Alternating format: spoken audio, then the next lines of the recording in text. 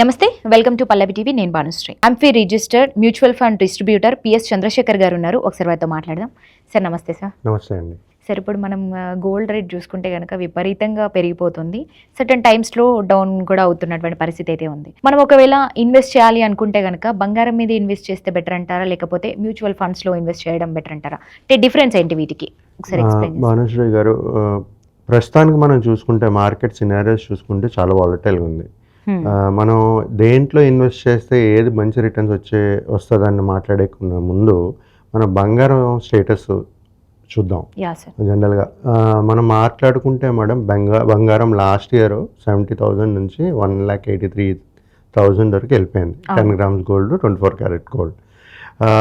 Last week Friday చూసుకుంటే 1,40,000 ధర trade అవుతుంది. రైట్. ఇవాళ చూసుకుంటే లాస్ట్ వీక్ ఫ్రైడే అన్నాను, ఇప్పుడు ఈ వీక్ ఇవాళ థర్స్డే. Right, correct. సో ఈ లాస్ట్ 4 daysలో 1,40,000 దగ్గర నుంచి 1,45,000 దగ్గరకు వచ్చింది మళ్ళీ. అవును, రైట్. ఎందుకంటే మెయిన్ రీజన్ ఏంటంటే మళ్ళీ escalation of war, US Israel Iran war. Okay, మళ్ళీ రూపీ డిప్రిషియేట్ అవడం, డాలర్ స్ట్రాంగ్ అవడం, ఇవన్నీ జరుగుతున్నాయి. మేడం, మనం చూసుకుంటే మేడం, గోల్డ్ మన లాస్ట్ ఫ్యూ మంత్స్ బ్యాక్ ఏంటంటే మన పిఎం గారు కూడా ఏమన్నారంటే గోల్డ్ కొనడం తగ్గించండి. ఎందుకంటే మనం జనరల్గా most of the gold or import చేస్తుంటాం, మనం డాలర్స్లో పే చేస్తుంటాం. సో మన ఉండే రిజర్వ్స్ అన్నీ ఫారిన్ ఎక్స్చేంజ్ అన్ని ఖర్చు పెట్టేస్తున్నాం. కాబట్టి మన ఎక్కడైతే ఉపయోగపెట్టాలో, ఎకనామిక్ డెవలప్మెంట్ చేయాలో అది చేయలేకపోతున్నాం అని చెప్పి తగ్గించమన్నారు. రైట్. అది కాకుండా మేడం, జనరల్గా మనం ఇప్పుడు చూసుకుంటే మెయిన్ ఫ్యాక్టర్స్ కానీ చూసుకుంటే, ఒకటేమో జియో పొలిటికల్ టెన్షన్స్, వార్ యాస్కలేట్ అవుతుంది, దానివల్ల క్రూడ్ ఆయిల్ పెరగడం, రూపీ డిప్రిషియేట్ అవ్వడం, డాలర్ స్ట్రాంగ్ అవ్వడం వన్ ఆఫ్ ద రీజన్. ఇంకోటి ఏంటంటే సెంట్రల్ బ్యాంక్స్ కొంటుంది ఎక్కువ, అది ఒక పాజిటివ్ ఫ్యాక్టర్ కింద ఎలాగ ఇంపాక్ట్ అవుతుంది అనేది చూస్తే పాజిటివ్గా ఇంపాక్ట్ అవుతుంది గోల్డ్ మీద. ఇంకోటి ఇన్ఫ్లేషన్ కన్సర్న్స్, ఇదేంటంటే ఇది కూడా పాజిటివ్గా ఉంది. రైట్. తర్వాత హయ్యర్ యుఎస్ ఇంట్రెస్ట్ రేట్స్, ఇది చూసేటప్పుడు మనకి నెగిటివ్గా ఇంపాక్ట్ అవుతుంటుంది గోల్డ్కి. మన నేను చెప్పినట్టుగా రూపీ డిప్రిషియేట్ అవ్వడం, తర్వాత డొమెస్టిక్ డిమాండ్, జ్యువెలరీ డిమాండ్ కూడా తగ్గడం బికాస్ ఆఫ్ హై ప్రైజెస్. రేట్లు బాగా పెరిగిపోవడం వల్ల ఏం చేస్తున్నారంటే రీటైల్ ఇన్వెస్టర్స్ కూడా ఎప్పటివరకు తగ్గుతుందా అని చూసి డబ్బులు పెట్టుకుంటూ ఇంకా వెయిట్ చేస్తున్నారు కొనడానికి.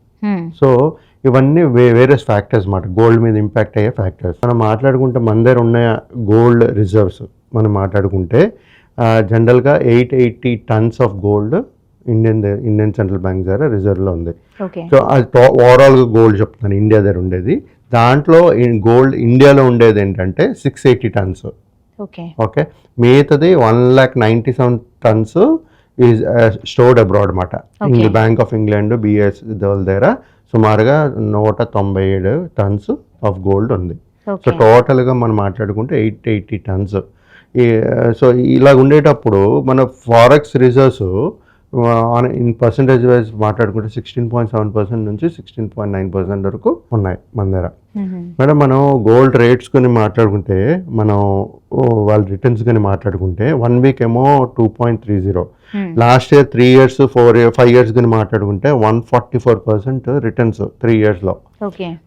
5 yearsలో చూసుకుంటే 204%. సో ప్రతి ఒక్క ఇన్వెస్టర్ ఏమనుకుంటున్నారంటే, ఎప్పుడైతే మనం ఇలాంటి ర్యాలీలు చూస్తారో ప్రతి ఒక్క ఇన్వెస్టర్ ఏం చేస్తారంటే దాంట్లో ఇన్వెస్ట్మెంట్ చేయడం స్టార్ట్ చేస్తారు. సో అలా చేసినప్పుడు చాలామంది హైలో కొన్నారు. సో ఇప్పుడు ఎక్కడికి వచ్చింది మార్కెట్, 1,45,000 వరకు ట్రేడింగ్ అవుతుంది. 1,83,000 1,87,000 వరకు కొన్న వాళ్ళు నష్టాల్లో ఉన్నారు. అదే ముందు నుంచి కొన్న వాళ్ళు ఇంకా ఆల్రెడీ హోల్డ్ చేసిన వాళ్ళు ప్రాఫిట్ చూసారు. కొంతమంది ఏం చేశారంటే ప్రాఫిట్ తీశారు, కొంతమంది మొత్తం తీస్తారు.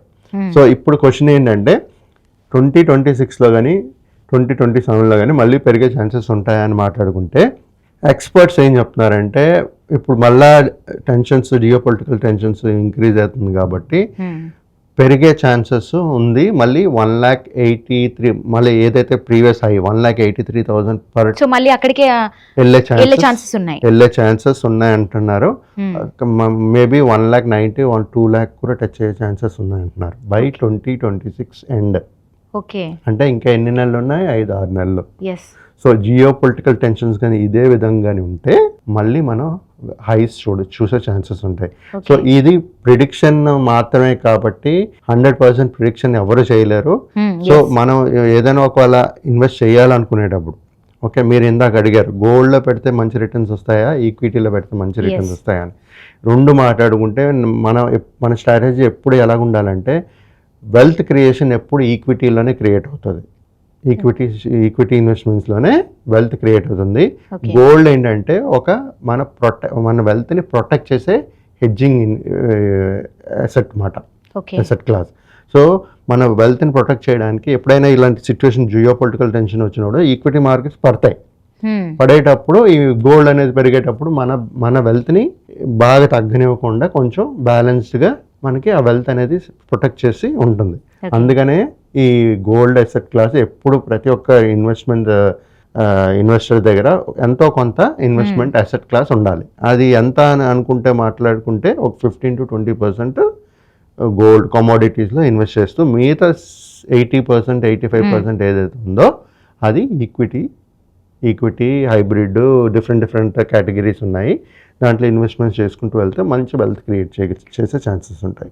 ఇప్పుడు మ్యూచువల్ ఫండ్స్లో ఇన్వెస్ట్ చేయడం వల్ల ఎఫ్డి గోల్డ్ కావచ్చు, ఏదైతే రియల్ ఎస్టేట్ నుంచి మనం చూసుకుంటే అడ్వాంటేజ్ ఏంటంటారు సార్? ఇప్పుడు మేడం గోల్డ్ అనేది అసెట్ క్లాస్, ఒక asset class. Different asset classes మాట్లాడుకుంటే రియల్ ఎస్టేట్ ఒక అసెట్ క్లాసు, ఈక్విటీ ఒక అసెట్ క్లాసు, తర్వాత రీట్స్ ఇన్విట్స్ అనే ఇంకో అసెట్ క్లాసులు. సో ఇక్కడ ఏంటంటే కొన్ని సెక్టరల్ ఫండ్స్ ఏంటంటే ఒక సైకిల్లో మారుతుంటాయి. అంటే ఈ ఫస్ట్ 5 yearsలో ఒక గవర్నమెంట్ ఒక్క సెక్టర్ మీద ఫోకస్ పెట్టచ్చు, నెక్స్ట్ ఇయర్ ఇంకోటి పెట్టచ్చు. సైమిల్టేనియస్గా పెడితే అన్ని పెరిగే ఛాన్సెస్ ఉంటాయి.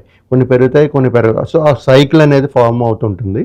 ఆ సైకిల్లో ఏది మన ఫోకస్ ఎక్కువ ఉంటుందో, ఏది బాగా పెర్ఫామ్ చేస్తుందో దాన్ని బట్టి మన రిటర్న్స్ అనేది జనరేట్ అవుతుంది. బట్ జనరల్గా నేను చెప్పేది ఏంటంటే equity is one of the best investment. మన ఫ్లెక్సిబిలిటీ ఎంత ఉంటుందంటే ఎంతైనా తీసుకోవచ్చు, మనం కావాలని పెంచుకోవచ్చు, తగ్గించుకోవచ్చు, తీసుకోవచ్చు. ఆ ఫ్లెక్సిబిలిటీ అనేది లిక్విడిటీ అనే ప్రాబ్లం అనేది ఉండదు. మిగతా రియల్ ఎస్టేట్లో కానీ మనం ఏదో కొన్నాం అనుకోండి, మళ్ళీ మీరు అమ్మాలంటే చాలా సమయం పట్టేస్తుంది. దీంట్లో ఆ ప్రాబ్లం